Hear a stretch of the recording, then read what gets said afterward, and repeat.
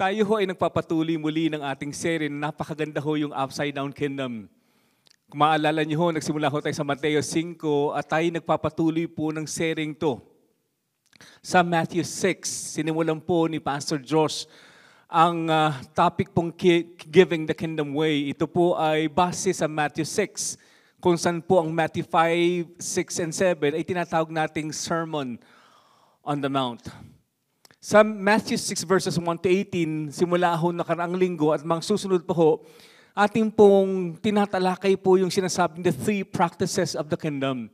Ito po yung mga tungkulin o mga gawi ho ng isang manampalataya ng kaharian po ng Diyos. At yun po ay ang giving in Matthew 6 verses 1 to 4. Yun po ang praying in Matthew 6 verses 5 to 15. At ang pangatlo po yung pag-aayuno o fasting in Matthew 6 verses 16 to 18.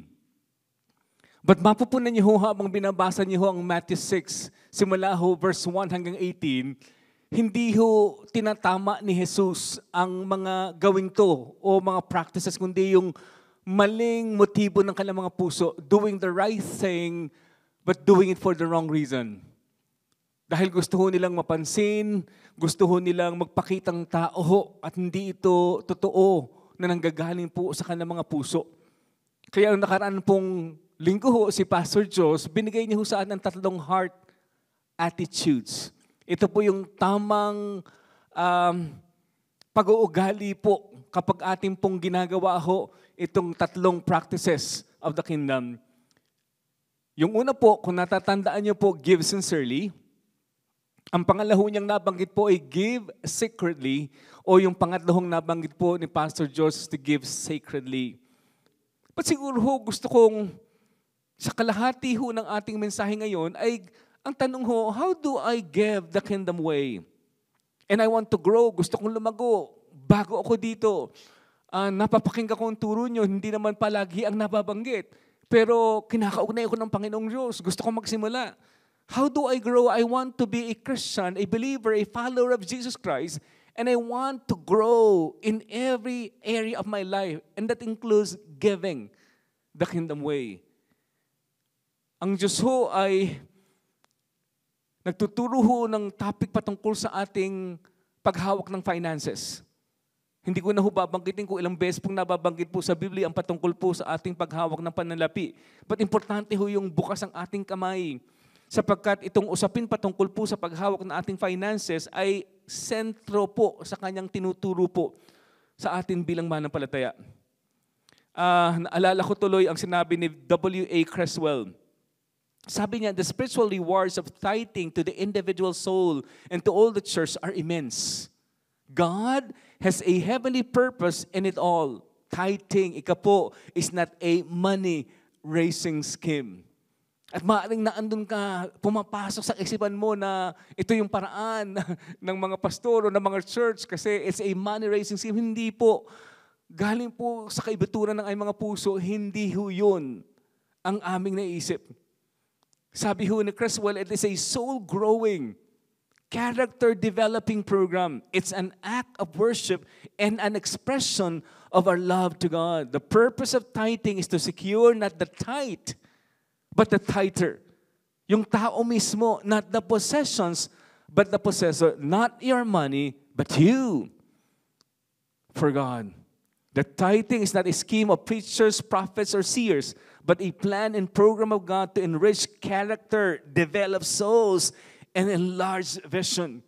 To bring one's tithe into the storehouse and place it on God's altar. Thus honoring God with your substance is worship. A concrete expression of your love to God. God wants us to be like Himself, great givers, for God so loved the world. Muli po, kung ito po ang matagal niyong dasal sa Panginoong Diyos, at sinasabi mo, Lord, make me like You. I want to be like Jesus. At ito ho yung paraan na nakikita ho naming sinasabi ho ng salita ng Diyos na paraan upang lumago tayo. The way that God wants us to grow in the area of giving. Una ho is prioritize giving. Ito po sa Tagalog, nung hinahanap ko po ang isang magandang salita at pagkakasalin po, pagtatalaga. Sapagkat ang ating buhay po ay nagsimula sa pagtatalaga ng ating sarili. sa ating Diyos. It is basically prioritizing God and putting God first. Mateo 6:33. Anong sabi po ng Panginoong Diyos? Kabahagi po ng Sermon on the Mount. Anong sabi niya? Kaya unahin niyo. Meron siyang ganun eh. Seek first sa English po. Kaya unahin niyo ang mapabilang sa kaharian ng Diyos at ang what? At ang pagsunod sa kanyang kalooban. Yun yun. You pursue, you seek the King and the kingdom and what He wants. At ang pangako niya at ibibigay niya ang lahat ng pangailangan niyo. Meron po siyang pangakong dinikit po sa taong inuunahong Panginoong Diyos. Kaya kung tayo po manampalataya at kabilang na ho tayo sa isang iglesia po, at alam mo na ang buhay mo na isuko mo na sa Panginoong Diyos, then Jesus is the most important person in your life. He is your King, and whatever God wants, that's what you desire. And that includes prioritizing giving back to God. Ang tanong na lang, what do you seek first in your life now? Hindi sinabi ng Bible, seek first the latest gadget. Hindi ko sinasabi at nagpaparing na, alam mo, bakit mo inuuna yung gadget na gusto mong bilhin? But pwede ho yun eh. We don't seek what God wants. We seek or pursue what we want. Kung anong gusto ho natin. So kung tayo lang kung susundin, pwedeng ito, yung ano bang latest gadget ngayon. O kaya kotse, kung may perang talagang sobra-sobra at kaya kong bumili ho ng sasakyan, hindi masama yun. Pero may mga bagay tayong inuuna. Depende kung anong laman ho ng ating puso. Pero ang sabi ng Panginoon sa isang manampalataya, seek first His kingdom and what He wants. Because the way that we use our time, the way that we even use our talents, the way that we even use our money tells us what's first. If we want to know what's first in our life, you look at two things. Dalawang bagay ho ang sigurong pwede nating tingnan kung gusto malaman kung ano talagang una sa'yo. Unang tanong, what does your schedule look like? Pag-usapan na ho natin pagdating ng linggo, anong una mong ginagawa pagdating ho ng linggo? Nasaan ka? Saan ka pumupunta? Anong priority mo pag Sunday? O pangalawang tanong ho, where do you spend your money? Saan mo ginagastos ang pagpapalang binigay ng Diyos sa'yo?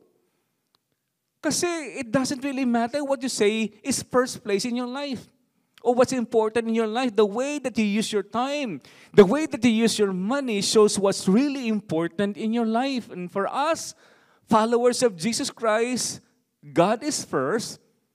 At ang ibig sabihin po nun, that the first part of our finances goes back to God, and that is our tithes.